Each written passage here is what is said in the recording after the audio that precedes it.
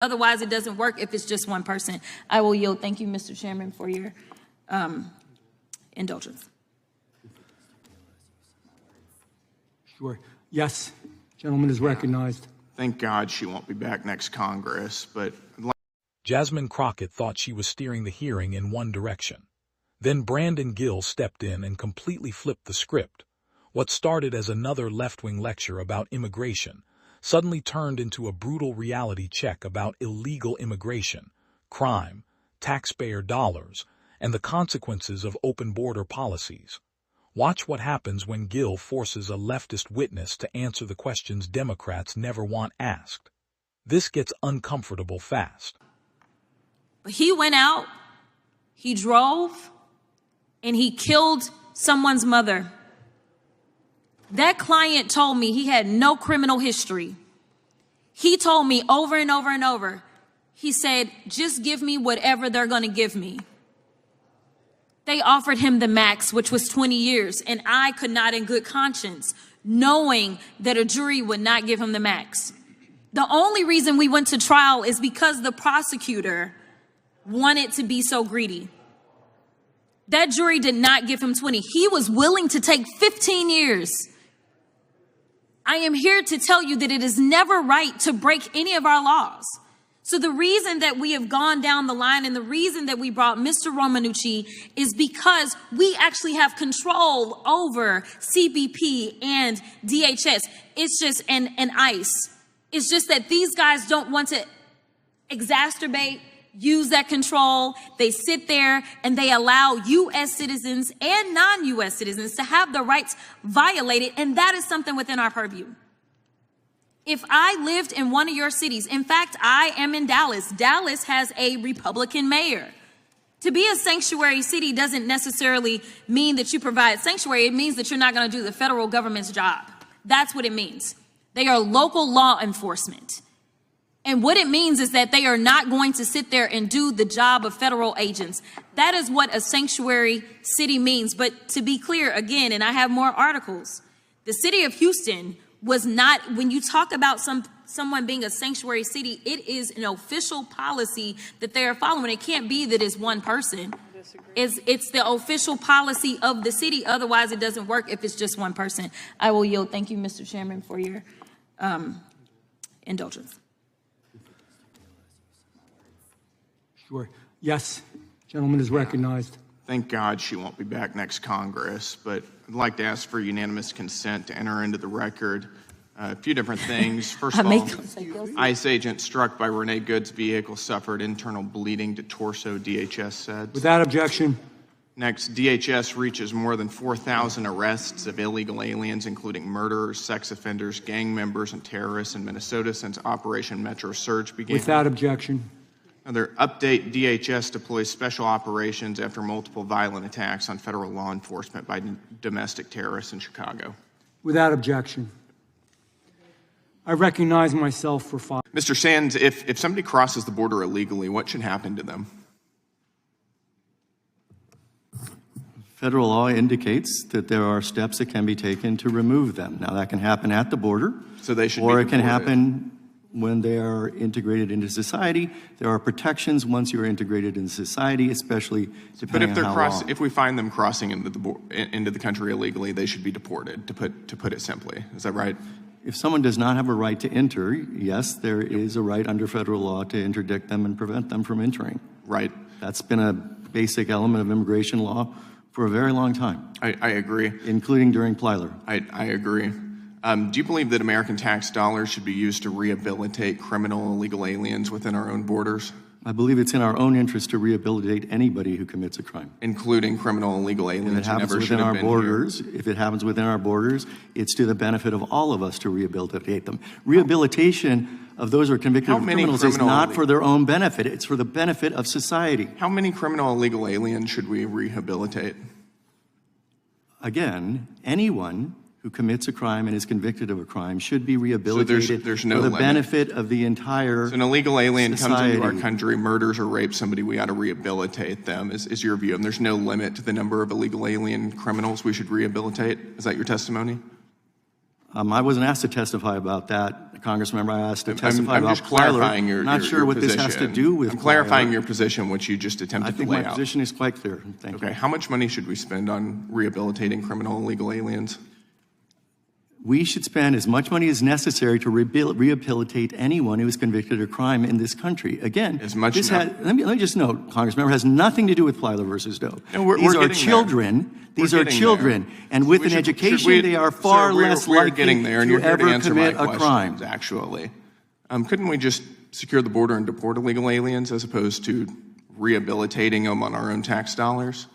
So that's too facile, Congressmember, and I think you should understand that. The simple fact is society benefits from rehabilitation. It's not a gift to anyone who's convicted of a crime. Society's paying it's for rehabilitation, it sounds like. Do you believe that there should be a strict wall of separation between local law enforcement and immigration officials? Do I believe there should be such a law? Yes, I do. That there should be a strict wall, to be clear. A strict wall of separation. All laws are strict. I'm not aware of Congress or any legislature passing a lenient law. It's wall, W-A-L-L. So a law. Strict wall, W-A-L-L. Oh, wall. I'm sorry, sir. I thought you said law. No. I apologize. A strict wall of separation. I think a wall would be incredibly ridiculous, frankly. A wall of separation between local law enforcement and immigration officials. Oh, a wall of separation. Okay. Yes, Congressmember, yes. Again, I do believe there should be a law of separation. And if you want to describe that law metaphorically as a wall, okay, I would accept that. Okay, I was actually using your words where you said there should be a strict wall of no cooperation between local law enforcement and federal immigration authorities. That's something that you had said in an interview with NPR in November of 2016. So if police arrest... So I've just acknowledged that. Right. So if not sure why you're putting myself to myself. I'm sure that interview was not about I'm Plyler. the one asking questions here, not you. If police arrest an illegal alien for breaking into somebody's home in the middle of the night, should they turn that illegal alien over to immigration officials? So Plyler versus Doe guarantees an education, it's just a yes and or no as a question. result, that means that those kids who receive that education are far less likely to break into anyone's home, Congressman. But I'm asking, let's say they do. Should they be turned over to immigration officials? It's just a yes or no question. No, they should be put through the criminal law system that we have. What about after serving? Let's say they're convicted and they serve a sentence. And this is a criminal illegal alien. They broke into somebody's home. They're convicted. They serve let's say a 5-year sentence. Instead of releasing them onto the streets, should local law enforcement or prison officials really give them over to immigration officials? There are too many repercussions of a policy like that. You're putting it in the context of a single instance. No, it's very difficult. It's very to clear that your your answer is no. No, that's not clear, sir. That's not clear, sir. Please don't put words in my mouth. You have my words from NPR, and what I say here, you don't need to put words in my mouth. Should American taxpayers pay for Medicaid for illegal aliens? In many circumstances, yes. They should. Not just American taxpayers, but immigrant taxpayers who also pay taxes as well. For Social as Security you know, sir, there aliens? is no exception for tax paying based on immigration status. I'm the one who's asking questions here. Should American taxpayers pay for Social Security for illegal aliens? It's a yes or no question. I think the answer is no. It's not a yes or no question. It doesn't happen. We don't provide Social Security benefits to undocumented people. I wasn't aware that was a topic of today's hearing. I don't think that should happen, and I'm asking you if you think it should happen. The last question, the witness may answer the question. I don't believe that that's a question when it doesn't happen. It's misleading to suggest it does. No one who's undocumented It's a really basic question, and you don't want to answer it because you've got a crazy radical open borders agenda that we can all see. Thank you, Mr. Chair. The clip you just watched perfectly captures one of the biggest political fights happening in America right now. Not just immigration, not just border security, but a deeper argument about whether the government's first responsibility is to American citizens or to people who entered the country illegally.